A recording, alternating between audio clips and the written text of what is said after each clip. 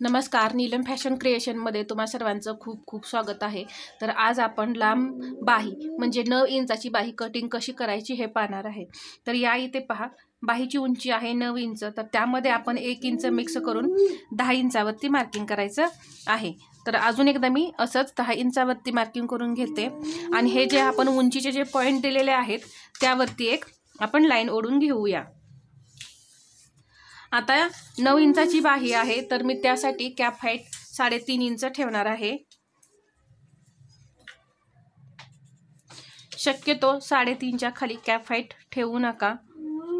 तर हे जे मी कॅप हाईटचं मार्किंग केलेलं आहे त्यावरती मी एक लाईन ओढून घेते।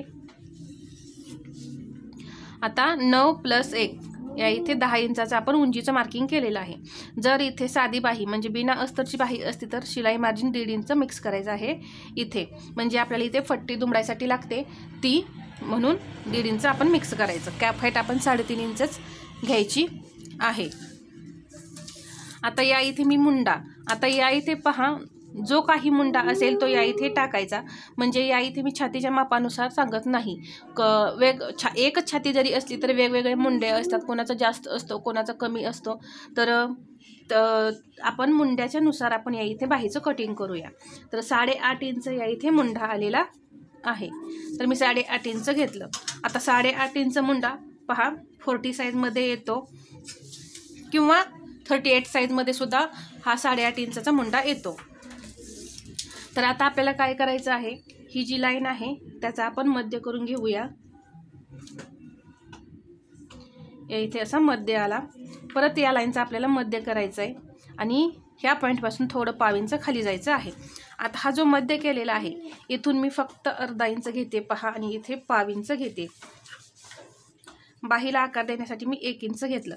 आता या इथे पहा, जरी तुम्ही या पद्धतीने तुम्ही जरी मार्किंग केलं तरी बाहीला आकार देताना तुमची चुकत असणार आहे, त्यामुळे तुमच्या बाहीला या इथे फुगा येतो। तर काय करायचं आहे पहा, हा 1 इंचाचा पॉईंट घेतलेला आहे आपण, तर इथून असा आकार देत जायचं नाही, तर या पॉईंटपासूनच डायरेक्ट स्टार्ट करायचं आहे पहा इथून। जर तुम्ही बाहेरून आकार दिले तर ही सुद्धा आपल्या बाहीचा जो मुंडा आहे त्याचे आकार बिघडतात आणि ब्लाऊजचा मुंडा आणि बाहीचा मुंडा मॅच होत नाही आणि चुन्या येतात, घोळ येतो, हा प्रॉब्लेम होतो। आणि एक म्हणजे कॅप हाईट, तुम्ही कॅप हाईट सुद्धा बरोबर घ्या, म्हणजे इथे बाहीमध्ये चुन्या येणार नाहीत। आता हा अर्धा इंचाचा पॉईंट आहे तो या पॉईंटवरती नेऊन जोडला आणि परत इथे मी या प्रकारे आकार दिला। इथे 1.5 इंच घ्यायचं, दंडघेर टाकूया 6 इंच आणि पुढे 1.5 इंच शिलाई मार्जिन। आता या इथे पुढला आकार द्यायचा आहे, तर हा इथूनच स्टार्ट करायचा आहे, 1 इंचाचा आहे, इथूनच असा पहा।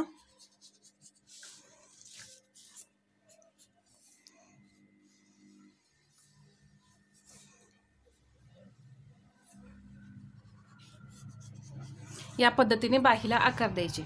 आता हे जे आपण पॉईंट दिलेले आहेत ते जोडून घेऊया। आता तुमच्या बाहीमध्ये चुनी येते लांब बाहीमध्ये, तर किंवा छोटी बाही असू दे, तर काय करायचं आहे, इथून असं अर्धा ते 1.25 इंच डाऊन करा, यामुळे सुद्धा चुनी येत नाही। आणि ही लांब बाही आहे त्यामुळे फिटिंग करताना तुम्ही असं थोडंसं कर्वमध्ये फिटिंग करा, जेणेकरून इथं जे लूज होतं ते लूज होणार नाही। तर अशा पद्धतीने मी तुम्हाला लांब बाही जी आहे ती एकदम सोप्या पद्धतीत आणि सहज अशी सांगितलेली आहे, म्हणजे नवीन शिकणाऱ्या मैत्रिणी सुद्धा ज्या आपल्या आहेत त्या अगदी सहजपणे कटिंग करू शकतील। तर आता हे जे आपण बाही कटिंग पाहिलं, ड्राफ्टिंग पाहिलं, ते आता बाही आपण कट करून घेऊ।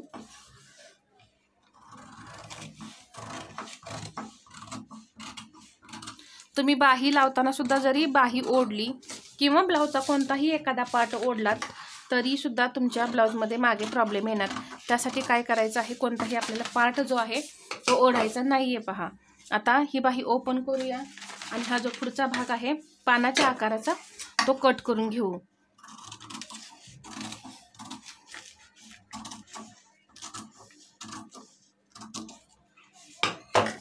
तर अशा पद्धतीने हा जो आकार आहे तो कट करून काढायचा आहे। आणि या इथे पहा, अशा पद्धतीने ही स्लीव्ज तयार होते. तर अगदी सोप्या पद्धतीने मी तुम्हाला सांगितलेलं आहे नवीन इंचाची बाही कटिंग कसं करायचं. तर तुम्हाला पेपर पॅटर्न हवे असतील तर तुम्ही कमेंट करा, मी पेपर पॅटर्न देण्याचा प्रयत्न करणार आहे. म्हणजेच मी पेपर पॅटर्न तयार करत आहे. जर कोणाला हवे असतील तर त्यांनी कमेंट करा. आणि हा व्हिडिओ आवडला असेल तर लाईक करा, शेअर करा आणि आपल्या चॅनलवरती नवीन असाल तर सबस्क्राईब करायला विसरू नका. धन्यवाद.